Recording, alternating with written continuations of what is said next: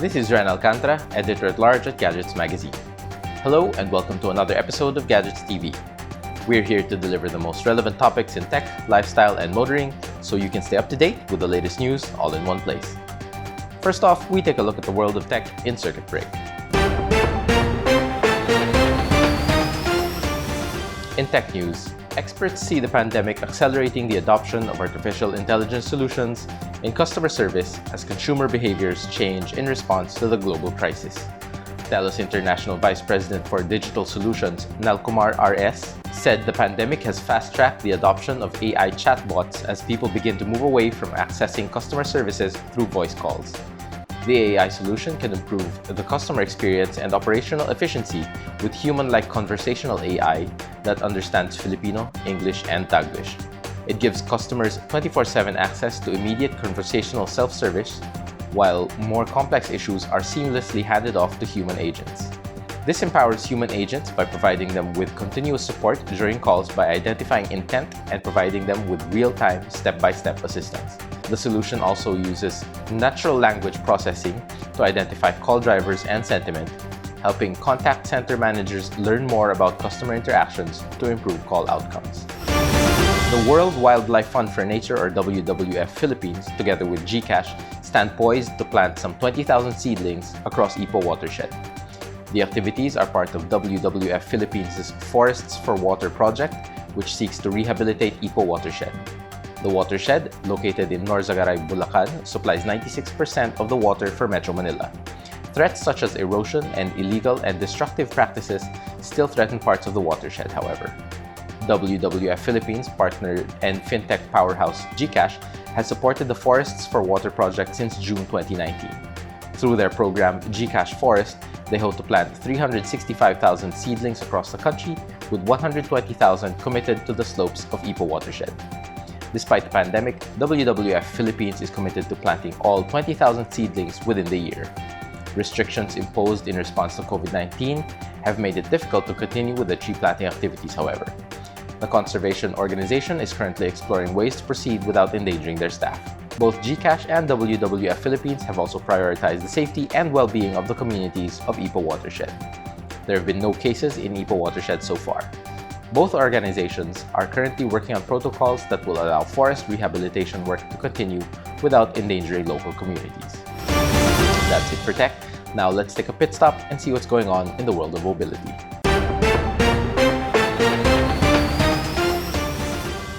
Staying committed to providing highly reliable products and services, HINO Balintawak and HINO Pasig dealers stay abreast of the needs of the customers by upgrading their facilities. This initiative is supported by HINO Motors Philippines, the exclusive distributor of HINO trucks and buses in the country, as it cements the brand's total support promise. With different parts of the nation adopting varying state-mandated community health protocols, transportation has become a common concern among commuters and enterprises. Taking into account the rising need for modes of transportation, local market assessments, and route considerations, HMP has extended full support to both the Balintawak and Pasig dealerships in enhancing its overall service to be able to provide its consumers a more seamless experience in these trying times. The Balintawak showroom has HINO's full-line 3S completed sales, spare parts, and after-sales services, guaranteeing a smooth and easy access for consumers. The showroom also houses HINO's light, medium, and heavy-duty truck lineup from the 300, 500, and 700 series.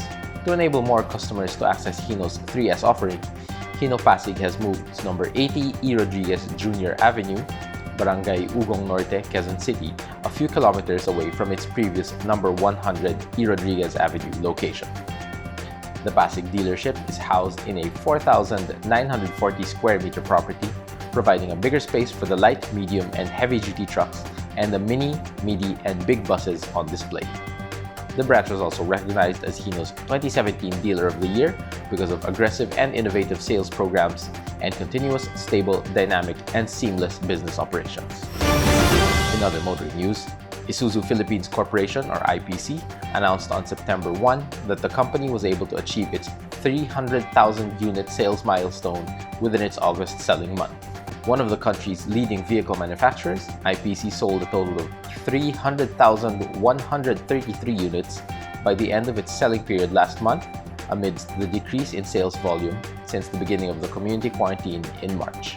IPC said to have had an accumulated total of 241,389 light commercial vehicles and 58,744 commercial vehicles since it started its operation in 1996, with majority locally manufactured in their assembly plant in Laguna. Operating for 23 years, IPC maintains a strong foothold in the truck segment, marking this year as its 20th consecutive year as the #1 truck brand in the country. This achievement can be attributed to the company's wide range of commercial vehicles that serve as a reliable business solution to its clientele nationwide. In line with the celebration of its 300,000 unit sales milestone, IPC is set to announce special promotions as a treat to its new clients and loyal customers alike. On top of that, the company is also giving back through its scheduled donation of 300,000 pesos worth of PPEs to different quarantine facilities in Luzon, Visayas, and Mindanao, living up to its tagline, "Your Responsible Partner." These promotions and donation activities will begin from the last week of September until the end of October 2020. And that's it for Pit Stop. Now let's take a look at what's happening in the lifestyle world.